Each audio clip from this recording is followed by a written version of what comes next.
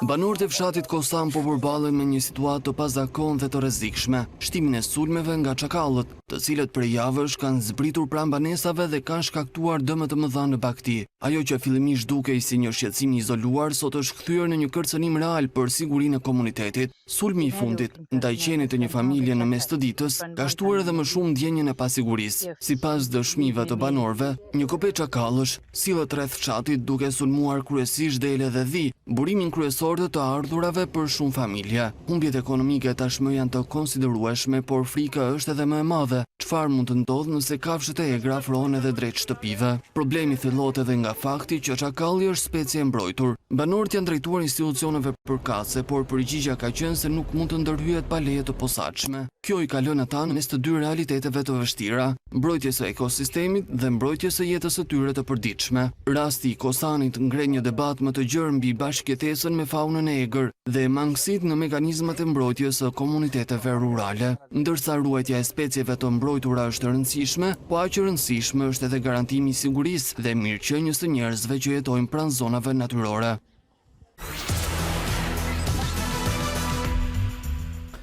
Mirë, është momenti që të shkoj pak në Kosen, Malësit Madhe, aty ku ka probleme pikërisht me çakete dhe çfarë po ndodh me baktit, po edhe cila do të jetë iniciativa që do të merret. Nikol Gjerkajn kam në këtë moment në lidhje. Nikol, mirë se vjen. Mirë se gjeta, faleminderit. Dhe mirë mbrëma. Ju faleminderit shumë për problemin që kemi. Me thënë drejtën, kemi shumë probleme me një grup çakesh që janë shtuar në mënyrë të për masa shumë të mëdha. Ka dikun 4 vjet që janë shfaq, kurse tani kanë ardhur shumë. Shtohen, ku do të shtohen? Kanë më shumë probleme jo në fshatin tonë, po edhe për majtas, gjastas, majtas në për fshatra tjera. Dhe e kam shpreh unë këtë se kam pas disa probleme. Sa bakti keti, Nikol? Sa krer ka? Unë krer kam pula që më kanë badam, qenin, një qenë që më kanë damtua, edhe pula dikun 13, 12, 13. Që ti kanë ngrënë çaket? Kanë ngrënë 13 pula? Çaket, po. Okej. Dhe kojshive, tash nuk mundi përballoj gjithë kojshivet, po kanë nga edhe lop, dhe keca, dhe qingja, dhe dele, pothuajse sa duhesh. Pra në masa të përmlaja, me thënë drejtën. Kur ndodh kjo? Ndodh gjatë natës, ma thuaj pak, kur ju ka kapur ju çakalli mat? Pjesa ma madhe ndodh gjatë natës.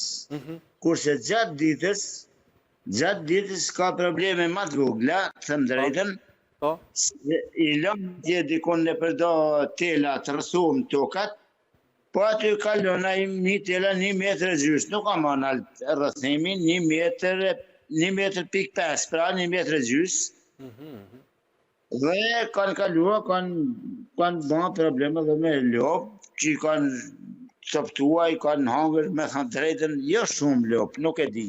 Kurse baktitin ta pula, edhe qend në i kanë hangër. Edhe qend? Pa. Tani, Nikol, se këto du të kuptoj, ju jeni një grup atje qytetarësh të cilët keni probleme me këtë, me stanet tuaja, si fermer? Jo probleme, po me këte, unë se di si ta quaj, me këte Covid nuk di ka erdi, se pat me Covidin që erdi nga Kina, ku e dion, e kam deklaru dhe jerë. Kjo është një Covid i të pam këtu, na shfarosim çdo gjë. E kuptoj. A ka tentuar në njëri t'i qëlloj çakallit? Nuk kena mundësi. Pse? Nuk kena mundësi.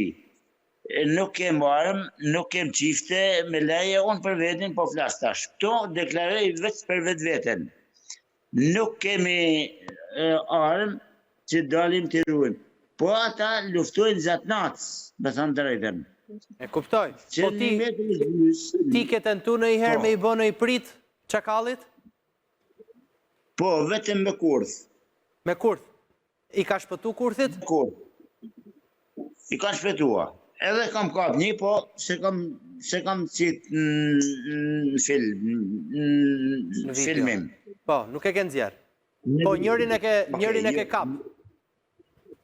Njërin e kam kap, ka hangër qenin, ka hangër pula, s'ka muj me filmohet gjithë, por qenin që ma ka në hangër, kam filmohet, me thanë drejt, kam zirë në rrjetet sociale. Nikol, tani ti çfarë kërkon vetë?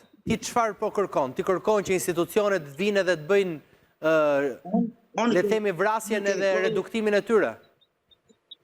Kërkoj dy gjëra. Po.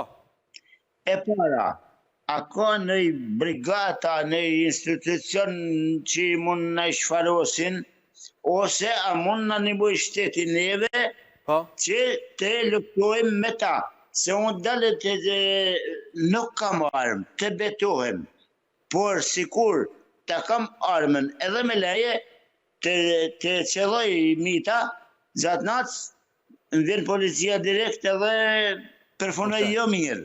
Ka tentu njeri me i qëllu me në i arma, ka ardhë në i herë policia, apo zdi në i rast?